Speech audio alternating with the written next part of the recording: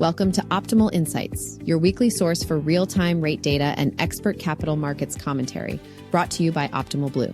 Let's dive in and help you maximize your profitability this week. Welcome to Optimal Insights, your weekly source for timely market analysis and expert commentary from Optimal Blue. I'm your host, Jim Glennon, Vice President of Hedging and Trading Client Services at Optimal Blue. Our clients and industry partners have long relied on Optimal Blue for trusted insights and commentary, and these podcasts are an evolution of our commitment to keeping the industry informed. Let's dive into today's episode. Welcome, everybody, to the first podcast of 2025. Hope everybody had a great holiday. Maybe got a little time off to refresh, spend time with family and friends and all. But back to it, 2025, January. Welcome, Alex. We've got Alex with me today. We're going to have two wonderful guests coming on here a little bit later from CapitalW Collective. That's Amy Creason and Pat Peters, who many of you know, and we'll talk a lot more about what CapitalW is and why Pat and Amy started the organization, and we'll get into a bunch of details around that and some of the great things that they're doing. So more on that later. But first, a couple of things. Reminder that our client summit is taking place in San Diego next month. It's creeping up here, less than a month away, February 3rd through the 5th at the Marriott Marquis in San Diego. So please do register for that if you have not already. You know, we'll be talking a ton about AI trends, profitability strategies, market insights, and just a ton more. Wonderful speakers, as you know. We've talked about many of them on the cast before, including Tony Hawk, that we're getting very excited to hear what Tony Hawk has for us, along with a ton of industry experts and a ton of experts from our own organization. So there currently is a special going on for registration. The code is New Year 25, all one word, all capital letters, New Year 25. So register at summit.optimalblue.com. All right, Alex, let's talk econ real quick. Let's do it. Okay, as we're starting off 2025, not a lot has happened so far, but a lot to look forward to and a lot to watch out for. So Alex, what should we be paying attention to right off the bat? Yeah, I think as we talked about quite a bit on the holiday specials on the year in review and looking towards 2025, I think we're starting out the year when we're looking at the country as a whole from a very strong position. The U.S. economy globally is kind of alone with strong forecasts for the year. Our Eurozone partners never really saw a post-COVID recovery. They never saw the highs that we saw in 2022 and into the beginning of 2023. They've just had a persistent weakness in rates. They haven't been able to raise their rates as high. Energy prices as part of the war with Russia. And then, one of our biggest competitors in China, they've continued to struggle with a rebound. 2 years ago now, they had a bit of a pop in their housing bubble with the Evergrande collapse. Evergrande being a constructor of homes and apartment buildings in China. And they really just haven't seen the growth that they've come to expect from their economy in the 21st century. They were averaging, 9, 10, even 12% gains in their economy each year. And in recent years and post-COVID, it's been averaging about 5%. And so I think that's kind of the new normal for China. I think, we've seen they've seen their own offshoring of jobs to other countries such as Vietnam, India, just places where labor continues to be cheaper. So I think the U.S., I know our industry continues to struggle with volume, but from a holistic economic perspective, the U.S. economy seems to be in a very strong position. As I always caveat, equity markets aren't the tell-all be-all of economic health, but S&P 500, the Dow, they're all near all-time highs. We saw a little bit of a pullback in the week around Christmas, which could have easily just been profit taking, in all honesty. Yeah. But we've seen the stock market come back this week a little bit, and that's really just driven by, again, strong U.S. dollar, strong global positioning, and then Trump presidency should be friendly to the business environment. I think the Trump team and the U.S. in general is kind of chalking up a win this morning. The Prime Minister Trudeau in Canada, he announced his resignation, which in no small part has definitely been driven by some of his policies in regards to tariffs and COVID lockdowns. So that just hit the wire this morning that there will be a new Canadian government, the first one in about 9 years, or rather a new prime minister, first one in 9 years. Looking towards this week from our perspective, just a couple of releases. We're still kind of just easing our way into the new year. We have Federal Reserve minutes on Wednesday. That's just taking a look at the December FOMC meeting. Definitely a shift in vocabulary used at the December meeting, as we've talked a little bit about on previous podcasts, but we definitely saw expectations for 2025 rate cuts were put a little bit more on the back burner. We were thinking 3 or 4 cuts, and now we're really only going to see maybe 2, 3 cuts, which continues to contribute to the strong dollar's positioning. Relatively, U.S. interest rates are going to remain high compared to the rest of the world. But again, for our industry specifically, not the news that you wanted to be hearing. We're back to the age-old dilemma of kind of hoping that we see some kind of weakness in the economy, at least in the short term, right? I mean, we're at OBMMI is at 6.9%. It's been between 6.7 and 7% for the last few months.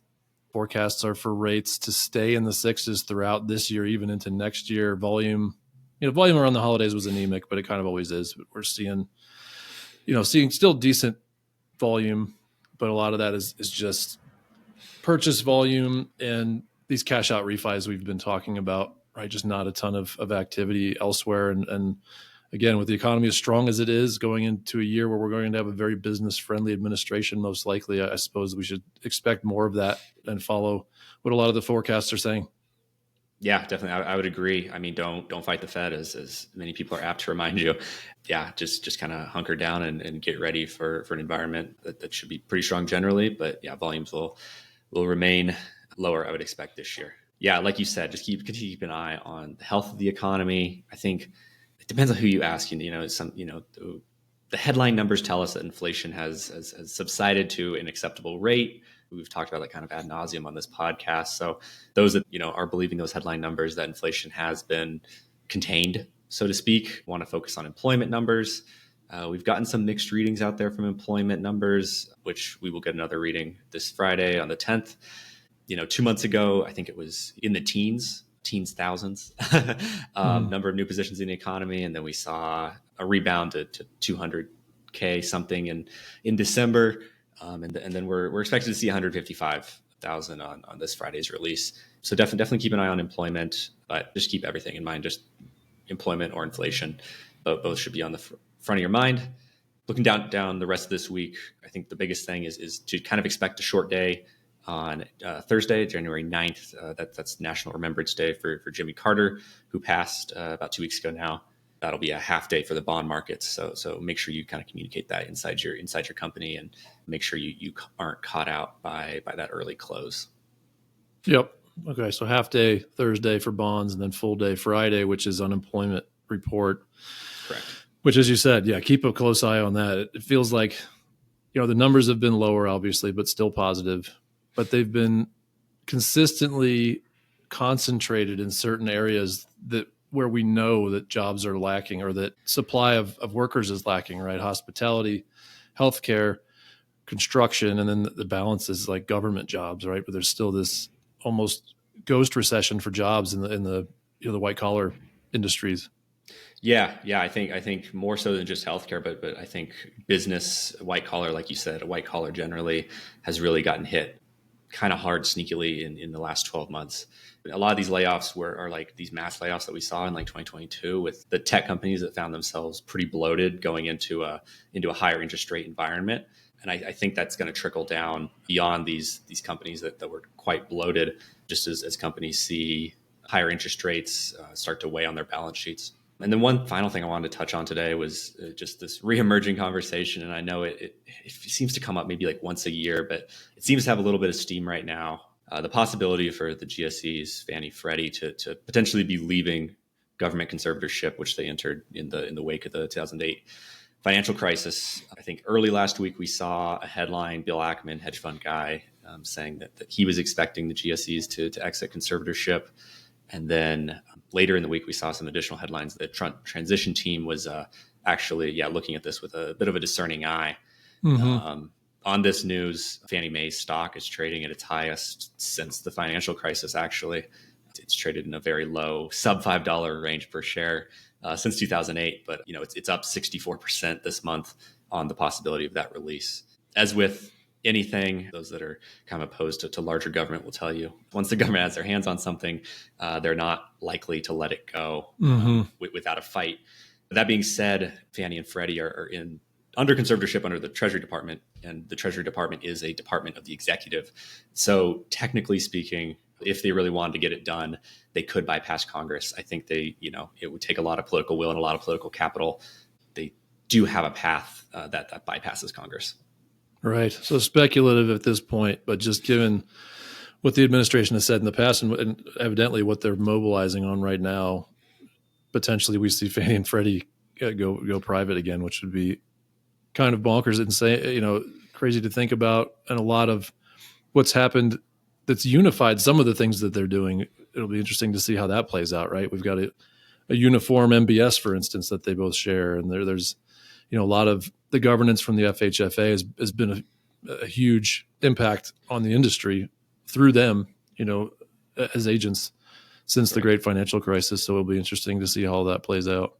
Yeah, that and them working in lockstep on initiatives to expand housing. I think that could definitely come under expand housing accessibility could definitely come under fire, if they were to separate and become, private entities again. But definitely more to come on that. I don't want to make any predictions, or again, it comes up, it feels like every 12 to 18 months is a possibility. So we'll wait before we have anything a little more concrete before we really put our foot down on anything. Yes. Yeah, more on that. Will certainly be, breaking news. We'll be covering it. All right, great. Thanks for the update, Alex. Fantastic. Thanks, Jim. Okay, welcome. Pat Peters and Amy Creason have joined us. We've worked with Pat and Amy for many years in the capital markets space. They're both extremely knowledgeable about all things mortgage finance, and they have created a really great organization called CapitalW Collective, which we'll talk about here in a moment. We've got some super talented women in our organization, and we see it with clients as well. But there's obviously a disparity, with the amount of women that are in our industry, especially in the capital market space, just very underrepresented. So, Pat and Amy saw that and had an opportunity to start a great organization and to address that issue. So why don't I pause there and let Amy and Pat introduce themselves. Just to tell us a little bit about yourselves and how you ended up starting CapitalW. Yes. So CapitalW is a 501c3 organization based in California. And Leslie Winnick is the third co-founder of our organization. And we look to take and promote women and allies within the capital market space. And we were very fortunate to add Deb Jones to our board as well. So we're excited for 2025. And we want everyone to take a look at our LinkedIn and join us as we take a look at what differences can we make in 2025. That's right. And so Amy Creason, I'm a what I call cradle capital markets person. So I came out of college onto a trading desk, Fleet Mortgage, for all those that are old enough to remember that name, in Columbia, South Carolina. And my start there was really, what I didn't know at the time, a very diverse desk. So by the time Washington Mutual purchased Fleet Mortgage in 2001, about 75% of the traders were women on that desk, again, in Columbia, South Carolina. So we're not talking about New York City or a major metropolitan area. And so, I think I had seen at conferences that women were fairly underrepresented, that, being the only one in a room, the only woman in a room was not uncommon. But that was back then. Here we are in the 2020s. And my perspective is, while we've had some growth, it hasn't been nearly the growth that I would have thought I'd seen as my, career has gone by over decades. So in 2022, just kind of to our origin story, Leslie Winnick, as Pat mentioned, is the third co-founder. She is Chief Strategy Officer at MCT. I happened to be at a user conference and talking with Leslie, saying, you know what? I think it's time that a capital markets group for women is created, and no one's done it. What do you say? Would you be interested? And Leslie will tell the story. At first, she said, no, what, do we really need to call attention to women in capital markets? But took it back and thought about it a little bit more and went to Curtis Richens and other leadership at MCT. And they said, let's get on board corporate as a corporate development partner. So much to my surprise and delight, because it's one thing to find people who are of like mind. It's another thing to actually have the support behind that movement and to create a nonprofit, which none of us ever had before. Then our direction was, let's figure it out. Let's do it. Let's do an assessment of what do we need? Why? Let's ask the question, why are women underrepresented in this industry? And what could we do to improve that ratio? Not trying to take seats away from men, but add more at the table. And really, diversification of thought in all areas of business has proven by a multitude of different studies to be beneficial for organizations. Morgan Stanley in 2023, I think, had a study out, and the returns for greater gender diversity, diverse organizations was about 1.5% greater across a variety of different organizations that they looked at.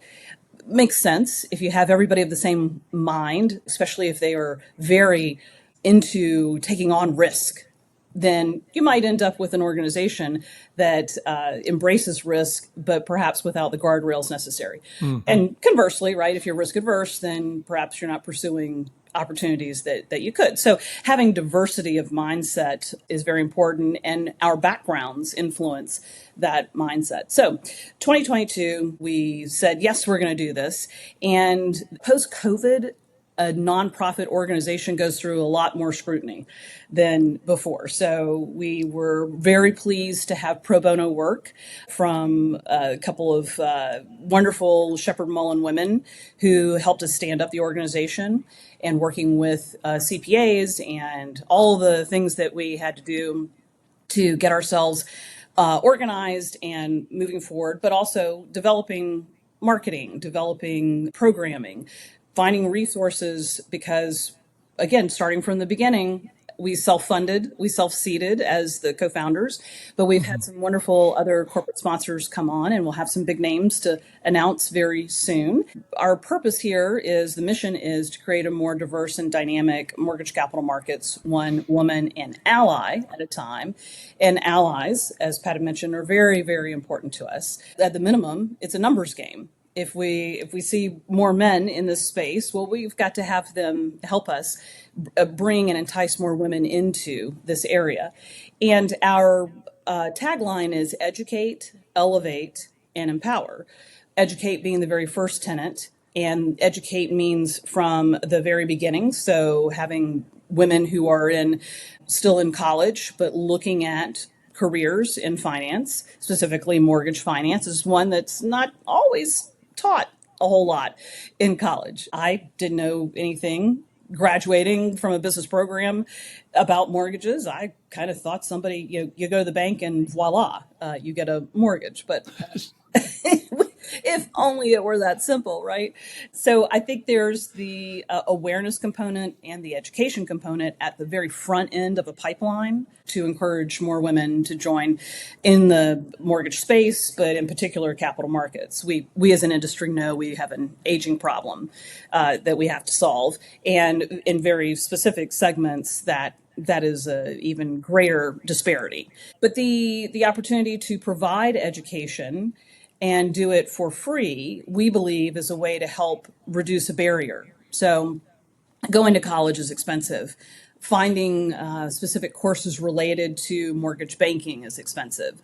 Finding additional specialty type of courses can be very expensive.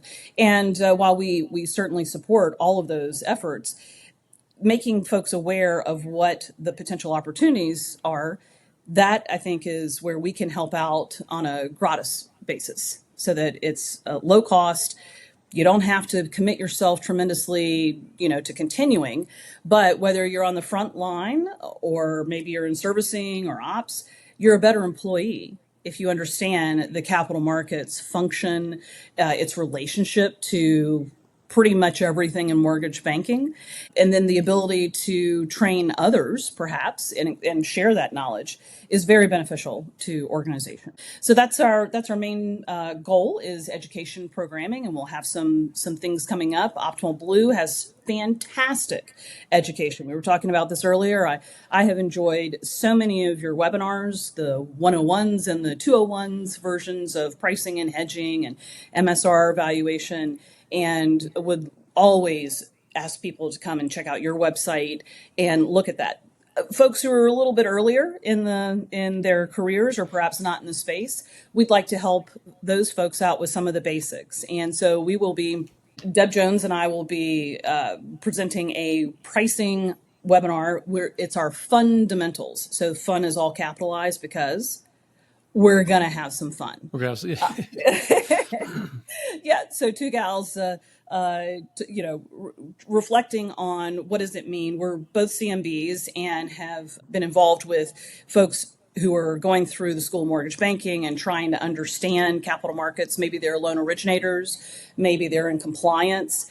And the capital markets piece is just a little bit too foreign. So we wanted to take a step back for those folks and invite them to, a fun place to learn about pricing. So we have some programming. The Elevate part of our tagline, a speakers bureau. So we tend to see a lot of the same people on stages in various conferences, in thought leadership pieces. We'd like to help support diversification of that presence through a speakers bureau and help folks find the right people for the right women for speaker opportunities or authorship, you name it.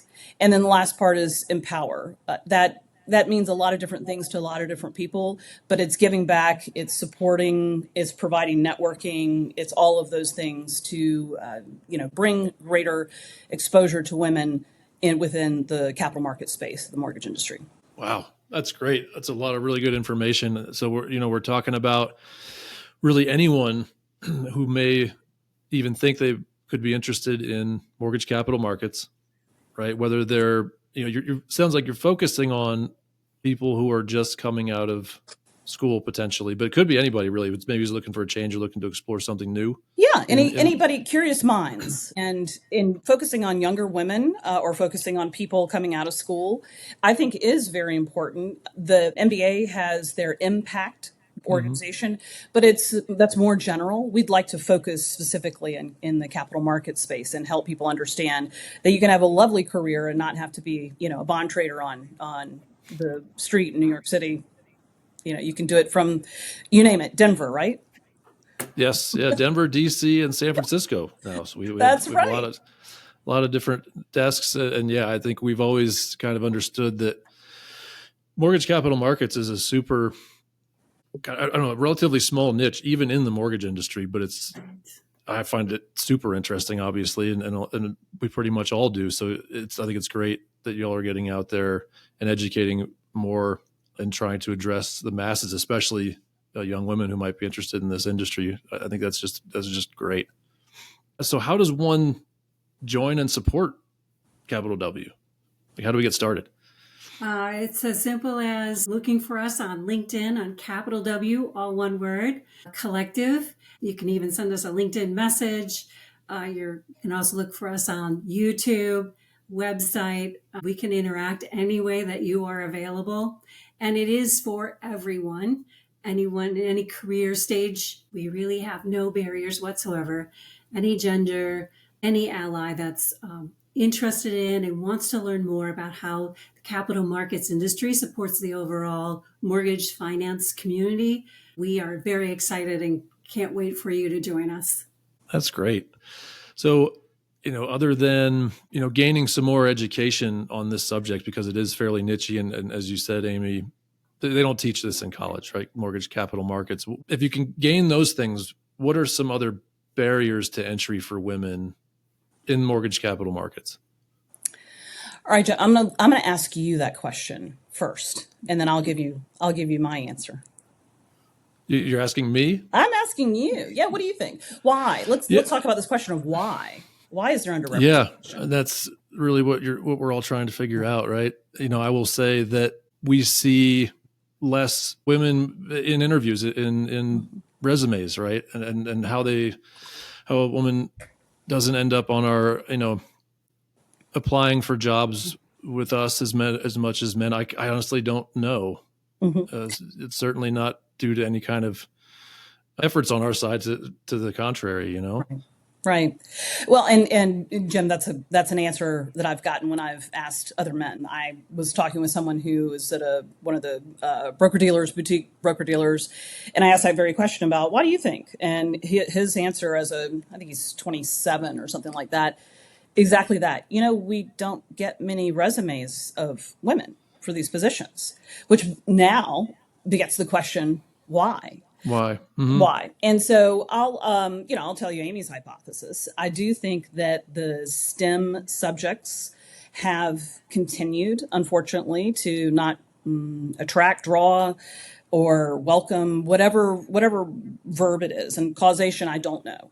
But women, I think there are certainly efforts to do so, but it's showing the path. I think understanding the culture of some of those areas.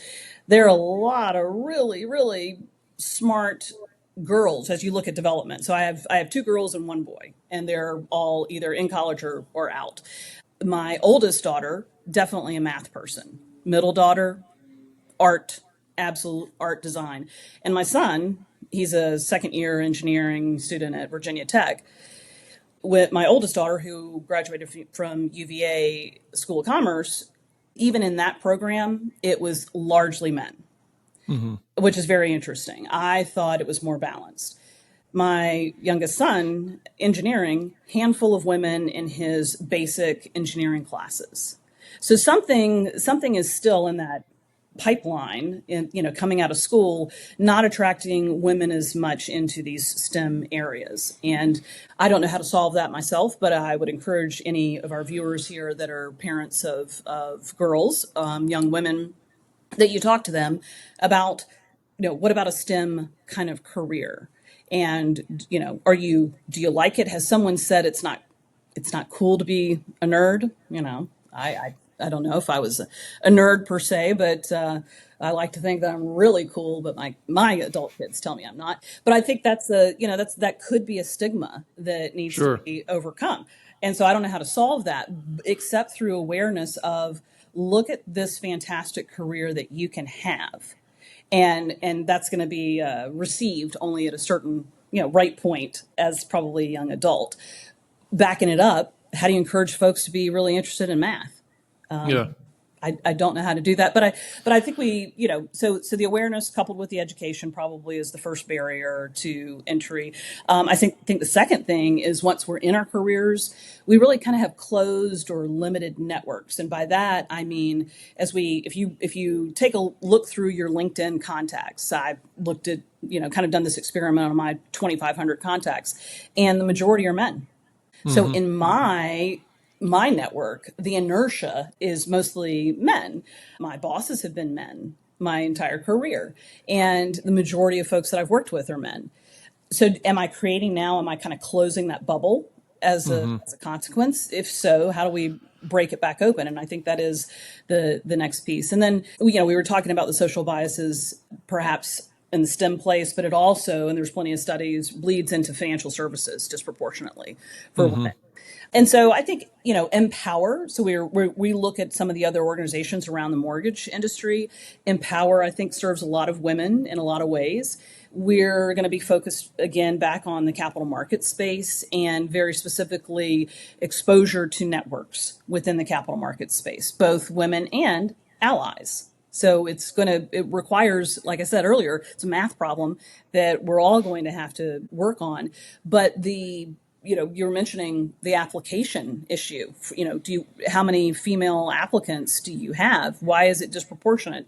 Being intentional and casting a wider net and having headhunters that go and search for women, that's the extra effort that may be required, because perhaps some people don't see themselves drawn. Is it a culture issue or, expectations, things they don't understand? I'd like to add on to what Amy said. I actually believe the women that are in the capital markets industry are heads down. doing execution, going home then to do their family obligations as well. And I would like to invite everyone to sign up with Capital W so we can actually know the real statistics of the ratios, so we can have more data and we can actually promote those women and give them a voice, represent them. They can be in a speakers bureau, take advantage of the expertise they have, expand all of our networks is really one of the key criteria for success is expanding our networks to go beyond our bubble, as Amy pointed out. Right. I mean, it feels like a trend that can be broken, right? Even if it starts with, right, just the math and the sciences, just a trend there that tends to lean towards men. Then you get into our industry where you see mostly men doing. Maybe that's even a deterrent, right? It's mostly men in mortgage capital markets, but there are some amazingly talented women in this industry as well. So getting more people in general together to first, continue to collect the data so we know exactly what that looks like, but also to intentionally get out there and recruit talented women, for this industry. Yeah, and it's not Wolf of Wall Street, right? That's not our space, right? It's just not. But, and I'll include myself here, it's a lot of aggressive personalities in many places, and if that is again culture, if the culture of an organization is welcoming enough. And I don't mean that in just a little sweet syrupy way. If it's welcoming enough for disparate opinions and orientations towards risk or strategies or so forth, then you're going to attract all kinds of fantastic people because they're going to want to be there. So I do think paying attention to the culture of an organization is extremely important in being able to really recruit diversity, but also the best candidates. So this is all about merit. We're not asking for any DEI orientation on, let's just pile a bunch of women in there and I'm sure it'll all be better. Absolutely not. That's not the orientation of any rational or business or organization. You're going to hire the right people. But if you believe that the ultimate right team is really the function of good culture plus good people, then I think you naturally create a more diverse and efficient and better executing team ultimately. And going back to the application interview process, also being aware of bias. So even myself, and now I'm a manager again of people, understanding during the interview process, there's a natural bias for us to interview gentlemen and to look at them as opportunities. However, when you're in interview women, you're looking at their accomplishments. Well, what if we actually made it 50-50, accomplishments and opportunity regardless of your gender, regardless of, for everyone? That would also help, right, to actually look past our own bias. I know I had it when I was a young manager, and you really have to work at it. To Amy's point, a lot of effort is needed to make the change. Yeah, we all have those inherent biases, right? When I say the word nurse, what popped into your head? Right. And I did it too, even though, my best friend's son is studying to be a nurse, and he absolutely is going to be that's exactly what his career needed to be. So, I'm like, stop it. Stop thinking that way. When you think of lawyer, you might still think male, but actually the numbers are that women are more than 50% representation within the law community. So I do think things are changing, and our human nature, it's really hard to admit where we have biases. It's really hard to admit that, maybe I am perpetuating this situation myself, even though I have zero intention of doing that. Maybe I do have unconscious bias and not being helpful, but really actually being harmful. Those are all really good points. I think it takes a lot of, just as you said before, being intentional about this process and understanding the data and understanding who's right for these type of jobs. And we say it on the desk all the time. Like we need talent, good work ethic, and intelligence and a good attitude. Yeah. And that's what we're typically interviewing for. Absolutely. Can we talk about real quick what's coming up with Capital W? Absolutely. All right. Well, so in 2025, we are continuing our efforts of outreach to corporate sponsorship. So as we mentioned, this is a nonprofit. We're trying to offer as much free education and opportunities as possible, but we can only do that with the generosity of our corporate donors and partners. So if we may be overt here and make the request of folks who are watching, if your company might want to get involved with Capital W, we'd really encourage you to reach out to us. You can get us at info@capitalwcollective.org. And we would really love to see Optimal Blue be one of the next announcements that we make for corporate sponsorship, right? But the opportunities to partner and to promote within companies, but also within various organizations is very important to us. If you see it, you can be it. And so we're very focused on the messaging and the marketing. But also as an individual, you can contribute to Capital W Collective. We have a PayPal button on our website at capitalwcollective.org and invite you to come and make a donation. That all those dollars are going towards getting us stood up and programming going and video editing and all that kind of necessary evils, if you will, in standing up an organization. But we're going to be having some webinars, as we mentioned, and we're going to be doing that with partners as well. So be on the lookout on our LinkedIn page, and we'll be providing those updates. We also would like to have an in-person event. We're not sure we can get that organized within 2025, but certainly in 2026, so that we can build this networking, have people in person, having conversations, explorations of opportunities, and really getting to break that bubble, that inertia of our own networks as well. Other things that we have are the MBA secondary in May. We're also working with the MBA to deliver education, both national and state organizations. And we'll do more Take 5 stories, which are readily available on LinkedIn. Wonderful. So lots happening. Very easy to get involved. Capital W Collective. Really appreciate, Pat, Amy, you being with us here today. I think this has been informative for me. And and we've talked about this a lot. We talked about it at National in Denver, and we've kept in touch over the last year or so about this. And I'm just learning more about it every day. So thanks again for talking with us and for your candor and for the info. And we will talk again real soon. Thank you. Thank you, Jim. We're grateful for the opportunity. Yes. Thank you. Take care. Thanks. All right. What a great interview. Let's wrap this thing up. Make sure you register for our summit. The room block there is almost full, and time's running out to get a room in the room block. And thank you again to Pat and to Amy for joining us today. And thank you, Alex, for your contributions as well and for talking us through what to look out for in the economy as we go into 2025. That's it for today. Join us next week for another episode of Optimal Insights, where we'll continue to provide you with the latest market analysis and insights to help you stay ahead. Don't forget to follow us on LinkedIn for more updates and to access our latest video episodes. You can also find each episode on all major podcast platforms. Thank you again for tuning into Optimal Insights.